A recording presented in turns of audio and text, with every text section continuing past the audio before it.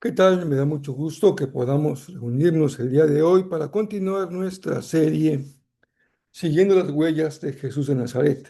Esta es la meditación del miércoles 4 de febrero. Vamos con Lucas 1, 26 al 38 e Isaías 7, 10 al 14. Dios con nosotros. Yo soy Rafael Pola, todas son muy bienvenidos.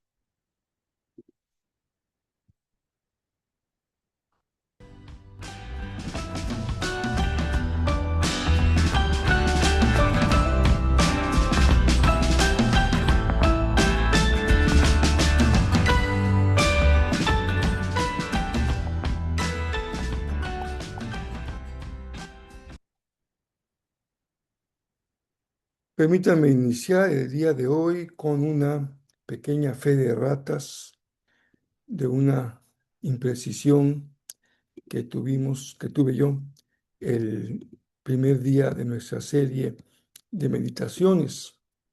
Señalé que el texto de Pablo en la 1 de Corintios 5, en realidad se trata de 1 de Corintios 1, 20 al 31. Agradezco la observación respecto a este error de texto que cometí el primer día de nuestras meditaciones. Y vamos entonces al tema de hoy. Emmanuel es la palabra que encuentra como una bisagra entre el texto de Isaías y el texto de Lucas. Empecemos con el texto de Isaías. La lectura de hoy es, si quieres tomar nota, la lectura de hoy es Isaías 7, 10 al 14.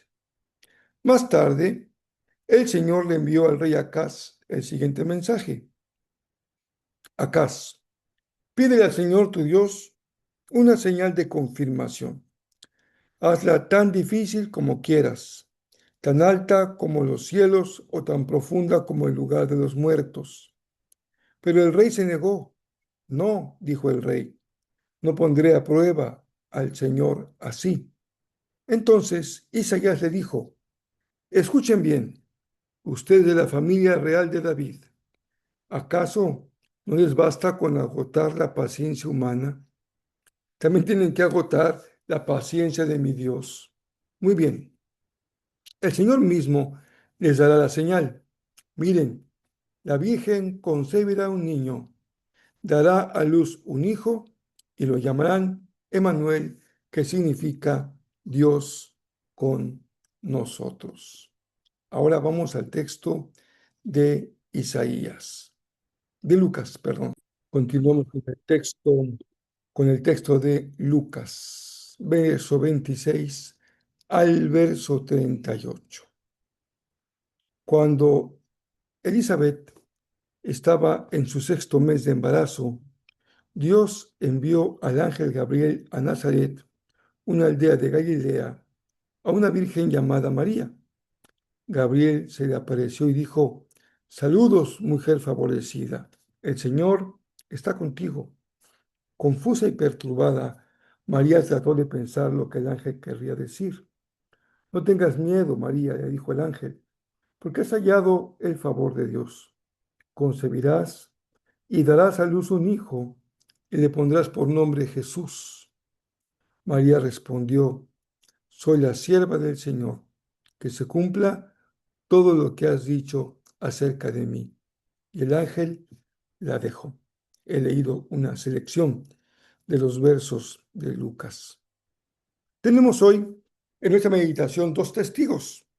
Y como hicimos el día de ayer, debemos situar a nuestras fuentes en su contexto para comprender mejor cada uno de los textos respectivos. Ya hablamos ayer de Lucas, un historiador de la segunda generación de cristianos con un manejo excepcional del idioma griego. Y hoy nos detenemos en otra, digamos, en otra cúspide de la revelación. Se trata del gran profeta clásico Isaías, el gigante de la época clásica. Isaías, a diferencia de Lucas, que era un médico, como se registra en el mismo Nuevo Testamento, Isaías era un aristócrata de la corte de Jerusalén, un intelectual cuya pluma alcanzó la cumbre de la elegancia literaria hebrea. Y aquí también hay una similitud, la gran destreza en el griego de Lucas y la excepcional belleza del hebreo de Isaías.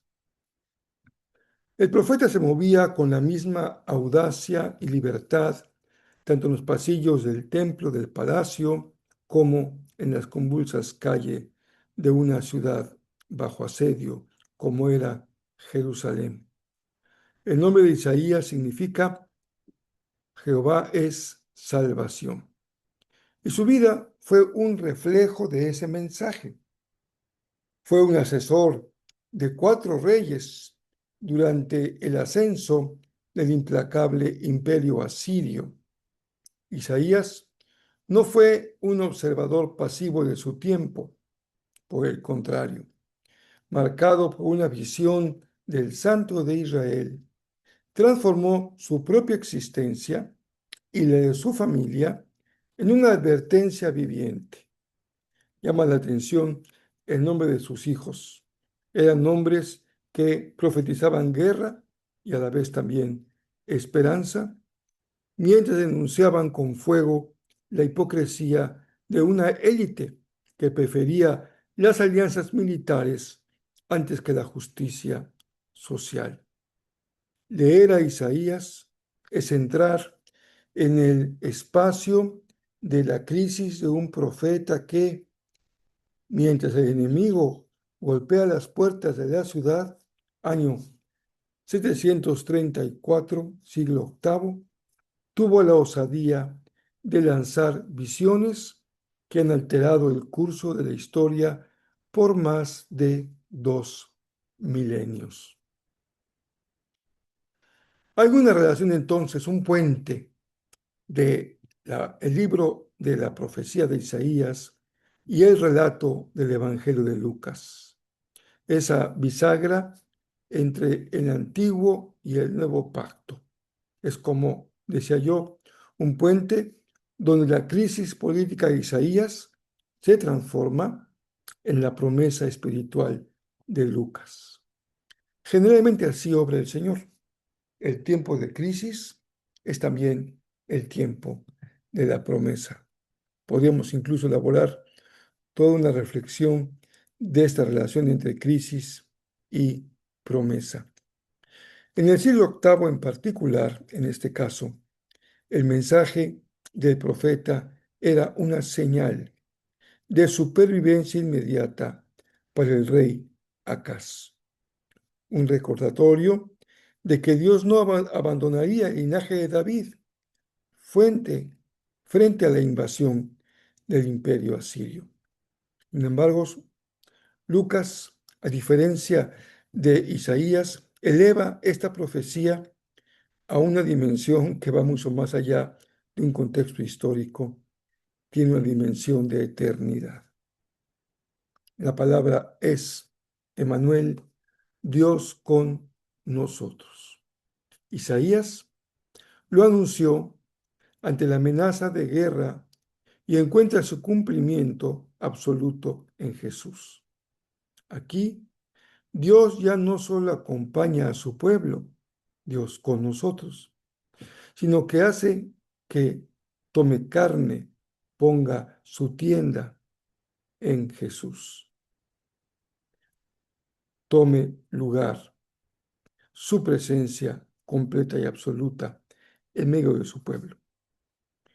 Aquella profecía empezó como un desafío a la fe de un rey incrédulo en el acueducto de Jerusalén. Pide una señal y culmina en la humilde aceptación de una joven en Nazaret. Una enorme diferencia no solo en la clase social, no solamente en varón y mujer, rey y doncella, sino algo mucho más profundo, como veremos un poco más adelante. Se cierra así un círculo de 700 años. La palabra empeñada por el profeta se convierte en la realidad en la biografía del Mesías por nacer. Debemos imaginar este duelo de voluntades en Isaías. Dios ofrece al rey Acaz un cheque en blanco, digámoslo así, para pedir cualquier milagro. Pide una señal, pero el rey lo rechaza con una máscara de religiosidad, una falsa piedad que en realidad está ocultando que confía más en sus ejércitos y sus alianzas que en su creador. Ante esta terquedad de Acaz, Dios toma la iniciativa. La señal no pedida será un niño, aunque el término que usa Isaías sugería que una joven en edad de casarse, en el contexto inmediato de Acaz, tendría al bebé. Pero la Biblia deja la puerta abierta para algo mayor al dirigirse la promesa no solamente a Acaz, sino a toda la casa de David, lo que llega hasta el tiempo de Jesús. Vean cómo se traza esta línea muy delgada que va continuando el legado de la familia de David, que pasa por Acaz, pero se continúa hasta Jesús. En el Nuevo Testamento, cuando leemos Lucas 1 en el idioma original en que escribió Lucas, la promesa del nacimiento a una doncella se eleva al nivel de lo sobrenatural, más allá de lo sobrenatural. El uso del término virgen en el versículo 27 no deja lugar a dudas. La señal de Dios rompe todas las leyes de la naturaleza. Una doncella que dará a luz un hijo. Además, el saludo del ángel, alégrate, llena de gracia, sugiere que María ya está llena de gracia, sugiere que María ya ha sido transformada por la acción de Dios. Finalmente, cuando Gabriel dice que el Espíritu Santo la cubrirá con su sombra, utiliza la misma palabra que describía la nube de gloria que llenaba el tabernáculo en el Éxodo. Vean qué cosa más bella. El vientre de María es ahora el nuevo lugar en donde la presencia de Dios se hace manifiesta. Como ayer su gloria llenó el tabernáculo, ahora su gloria llena el vientre de esta jovencita. Isaías profetiza y es un anuncio que abre la esperanza al rey Acaz. Y en Lucas es una nueva creación lo que anuncia el Evangelio. Para que elevemos un poquito más nuestra reflexión de esta mañana o de esta tarde o de este día, he seleccionado una frase de Agustín de Hipona, este gran teólogo del nacimiento del cristianismo. Él reflexionó de manera magistral en cómo relacionar al profeta Isaías y la profecía que hemos leído hoy y cuándo se cumple en María. Y aquí les comparto la frase memorable de hoy que corresponde a Agustín de Hipona en su sermón 215. Dice así: ella concibió primero en su mente antes que en su vientre. Creyó por la fe lo que iba a recibir por la fe. Vean nada más lo que dice Agustín. Su argumento es que la aceptación de María fue un acto de fe que incluyó su pensamiento, aquello que se quedó considerando en su corazón, pero también un acto de carácter espiritual. La aceptación de María en su papel precedió al milagro biológico. Y el primer milagro, su aceptación, su reflexión, su actitud reflexiva de pensamiento, fue el primer milagro. Y esta idea conecta perfectamente con el análisis sobre el contraste con la incredulidad del rey Acaz.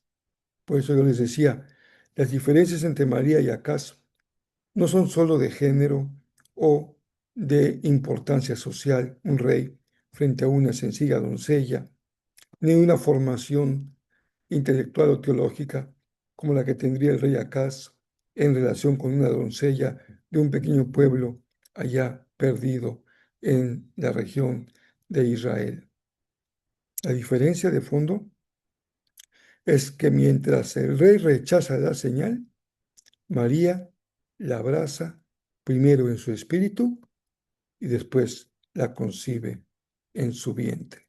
¿Qué les parece esta comparación entre Acaz y María? Es algo realmente extraordinario. Dios no necesita que respondan